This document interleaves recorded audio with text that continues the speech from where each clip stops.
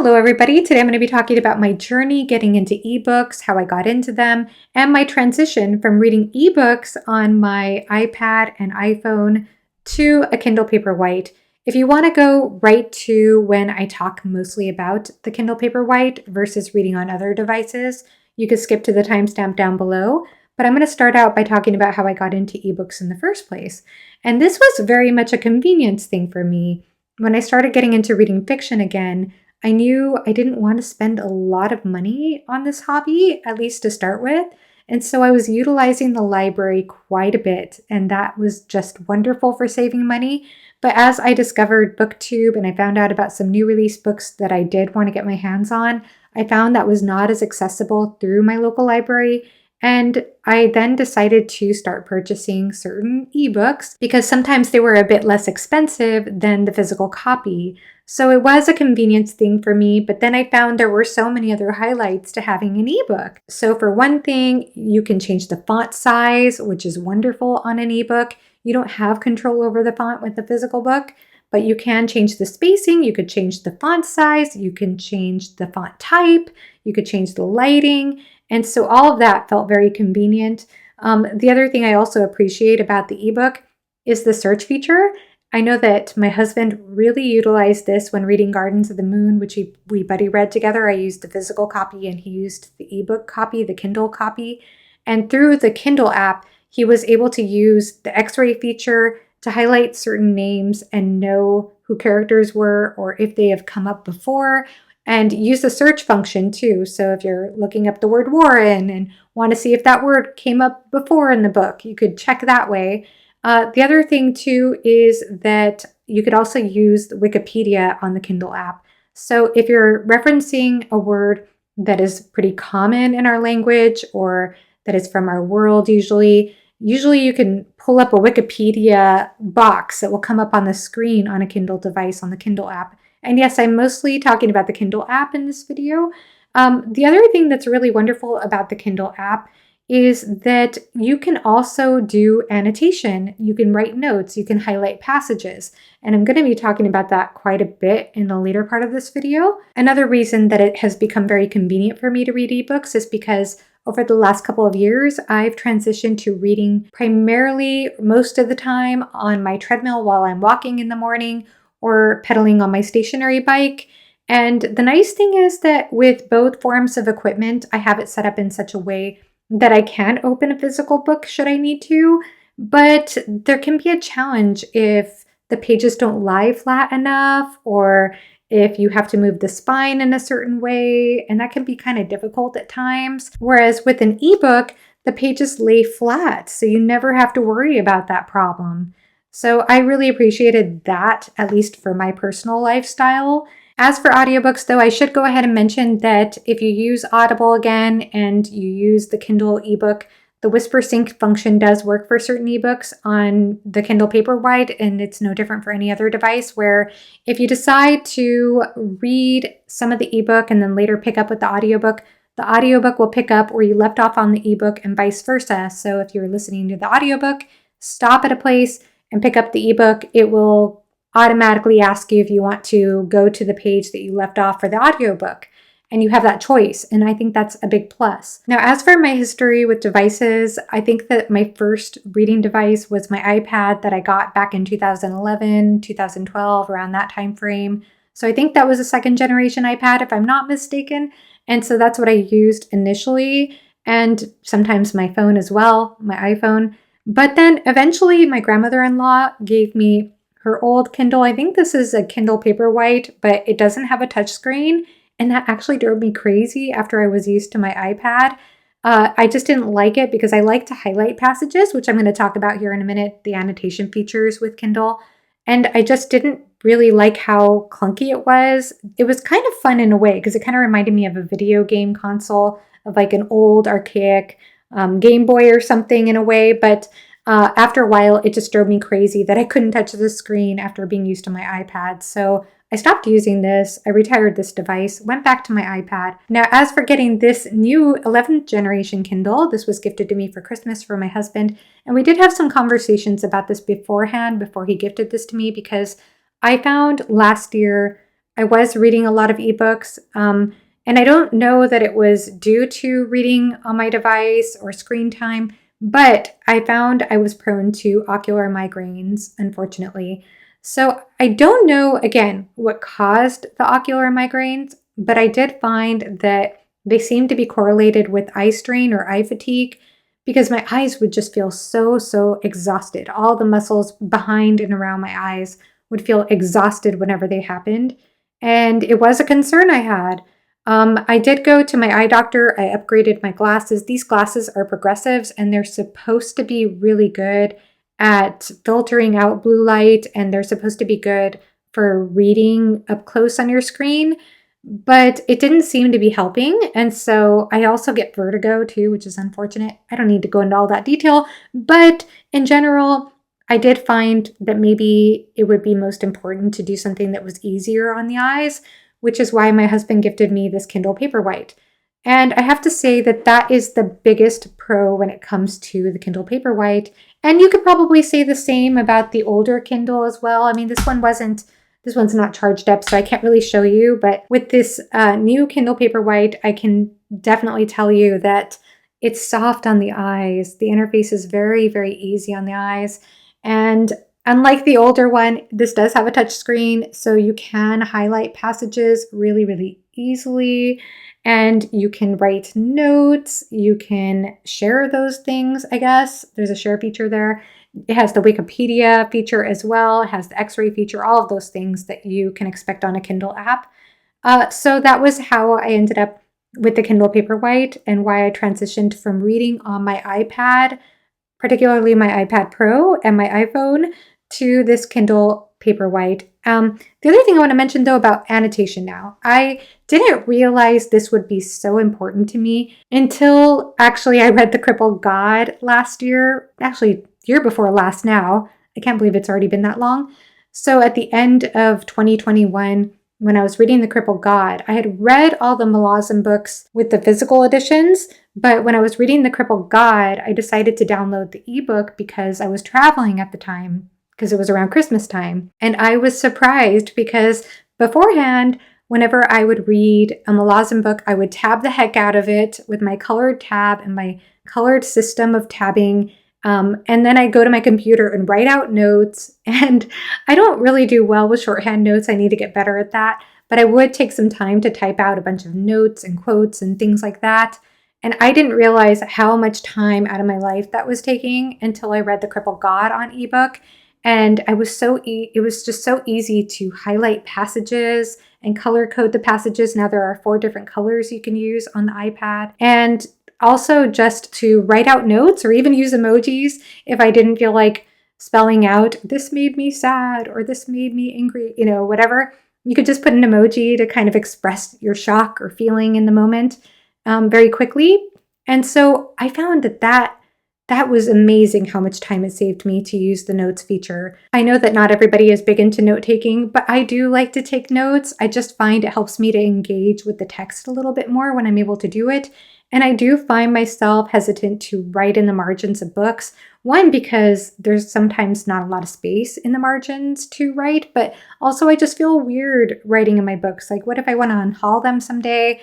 And then I'd feel bad about having all this writing in them. That's happened to me before. So I just would rather not write in books if I can help it. I'm trying to get a little bit better about that. But anyway, I find ebooks wonderful for that purpose. And again, when it comes to this notes feature, you could use the notes feature on any Kindle app, whether it's the Kindle Paperwhite or an iPad or your iPhone. But there are some drawbacks to using the Kindle Paperwhite versus using your iPad or other kind of device. And that is that when you use the notes feature on the Kindle Paperwhite, you have to use the keyboard. Let's see if I'm going to do a note feature here. You have to use the keyboard here, and you don't have any access to emojis. Not that that's a big deal. That's such a trivial thing. But you could just kind of write handwritten notes through your fingers. But I mean, I feel like it's a little bit more limited as far as what you can do. Whereas if you have a tablet and you have an Apple Pencil, for example, with the iPad, at least I know this device, it works this way. You could do a handwritten note and you can, holding this upside down, you could do a handwritten note and it'll transform your handwriting into the word. And so I think that that's really cool and useful if you just want to write your handwritten notes really quickly and have them as notes throughout the book. And of course, all of the Kindle devices, they actually have a notebook feature where you can actually look through and see what all your notes are.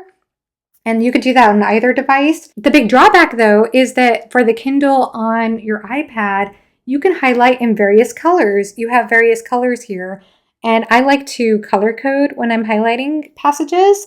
And on the Paperwhite, you don't have that feature. You just have a highlight feature, and that's it. It's black and white. And that's true, by the way, if you like to read manga or anything that has illustrations. You only get black and white on this interface. You don't get that on any of the other Kindle apps. And the other nice annotation feature here is the voice to text annotation feature that you have on other Kindle apps that you don't have on the Kindle Paperwhite. So for example, if I were to highlight a passage here, and let's say I want to make a voice note, I could hit the microphone here, and I could have it transcribe whatever I want to say, period. Unfortunately, that doesn't work on the Kindle Paperwhite because there's no microphone on the Kindle Paperwhite. Next, immersive reading. So a lot of people, like myself, sometimes like to read while listening to audiobooks.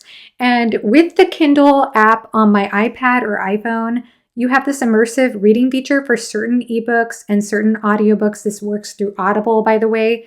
So if you are reading the ebook and you have the Audible audiobook downloaded through your ebook, then you could actually have it play the audiobook. Darkness, chapter 41. And have it actually play and highlight at the same time. So that's a feature that a lot of people, I think, would appreciate. But unfortunately, Kindle makes that available on iPads and on iPhones, but they don't make that feature available on their own devices, which I find really strange. You could play the audiobook on a different device and then read visually on your Kindle device, which is fine. But it is, again, very strange that they don't have that immersive feature like they do on other devices with the same app as they do for this device. So that might be a drawback, but you can play audiobooks on the Kindle Paperwhite. The only thing is that, like I said, you can't read at the same time as you play the audiobook. You have to choose one or the other whenever you choose an option. But another highlight, though, about the Kindle Paperwhite, unlike other devices, is that you can't really get distracted because aside from the Wikipedia that you could draw up for certain passages, this doesn't really have a useful web browser. It just seems to work for Wikipedia as far as I have found. So you can't really use this to surf the internet, the Kindle Paperwhite anyway. You can't use it for social media. So you can't get distracted by email or other things. And I see that as a plus. I see that as just like being hidden away with the book where you're away from all the other distractors. And that's kind of nice. Another thing to mention too, and these could be either pros or cons. I guess this one might be a slight con for me, which is that it tells you at the bottom of the Paperwhite how many minutes you have left in a chapter. I don't know why, but I don't really want to be distracted by that. And I think there might be an option to get rid of that if you don't want to see that and see the page number instead. One other thing to mention about reading an ebook, which I find a little inconvenient as a fantasy reader, is that you don't really get to flip back and forth between the appendices if you have certain information that's relevant there, or a map. And a lot of fantasy books have maps. A lot of them these days even have appendices or a cast list of sorts. And so you don't really get that ease with an ebook as you would with a physical book. So that's something to keep in mind. But again, I think the search feature is really useful for fantasy since we usually have to navigate so many names and places and various terminology. So I think that that's helpful, but it can be a bit of a challenge here and there when it comes to flipping back and forth. I have already read, let's see, what have I read so far since having it? I finished off the third book in the Prince of Nothing trilogy, which is The Thousandfold Thought. I read Game of Thrones, and I'm right now, it says I'm 31% of the way through the ebook of A Clash of Kings. Now, as for whether this is worth it or not, for me, it's been worth it because I find this very lightweight. I find it very easy on the eyes, and the ease on the eyes is going to overpower any other plus or perk or anything else I mentioned here. Even the annotation features, which I really loved on the iPad Pro and the immersive reading and all of that. But honestly, if it's going to save my eyes, if it's going to save me from eye strain or causing any sort of damage to my eyes, then I'll 100% choose the Kindle Paperwhite over an iPad or reading on a phone. One more thing to mention, I bought this cute little stand on Amazon for less than $5 to put my Kindle on so I could have a place to stand it in case I wanted it at the table when I eat a meal and I want to read while I eat, or, have it on the counter for whatever reason. So I thought it was worth it for less than $5. This was actually advertised as a phone stand, but it works perfectly for this device. And one more thing I should mention too is about the ads. When you buy this device, you have the option to buy it without ads or to buy it with ads. It's more expensive to purchase it without ads, but honestly, they just don't bother me that much. Sometimes they're actually marketed towards me, like the book will be a fantasy book. This one, in this case, I don't think is a fantasy book. But I mean, it's just so easy to scroll past it and get right to the book. And it just doesn't bother me that much. I know some people really can't stand the ads. And if that's a real problem for you, you could pay the extra fee to get them removed. But for me, it's just not that big a deal. There are several other features, of course, that are described on the packaging, which is that this is waterproof. It has an adjustable warm light. It has Wi-Fi, obviously. It has 8 gigabytes. It has a 6.8 touch display with 300 ppi.